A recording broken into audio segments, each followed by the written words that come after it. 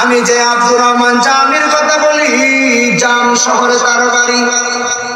মাশরিক এবং মাগরিবের বড় আলেম, এত বড় আলেম আব্দুর রহমান জামি বলেন, আমি দুরূদ শরীফ পড়তে পড়তে আমার এমন এক হালত তৈরি হয়ে গেছে, আমার মনটা বসায় রাখতে পারি না।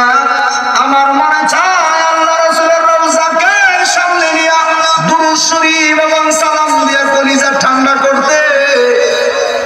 এই চিন্তা ভাবনা করে নিয়ত করে ফেললেন, পায়ে হেঁটে হেঁটে জাম শহর থেকে আল্লাহ রাসূলের রওজা জিয়ারত করতে যাবে দুরূদ পড়ার জন্য। এ আল্লাহর বান্দা কি করছে, তো আমি আল্লাহ রাসূলের রওজায় যাব, কি হাদিয়া নিয়ে যাব। তাই চিন্তা ভাবনা করে হাতের মধ্যে কলম নিয়ে একটা কাতার মধ্যে 43 লাইনের একটা কবিতা লেখা বলাইছি।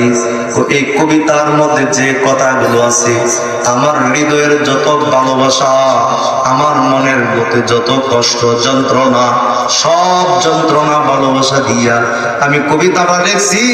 আমি আমার রাসূলের রওজায় গিয়া কবিতাগুলো আমার নবীকে শোনাবো।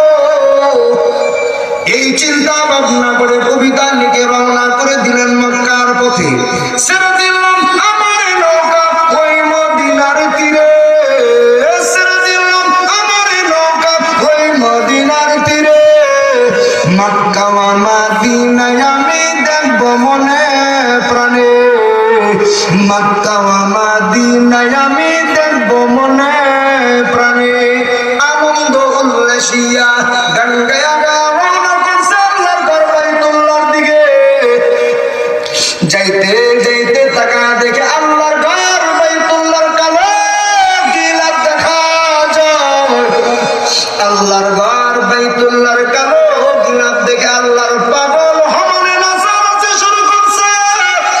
এমন ভাবে পাগল করা হয়ে গেছে, আর বলতে শুরু করলো, লাব্বাইক আল্লাহুম্মা লাব্বাইক, লাব্বাইক লা শারীকা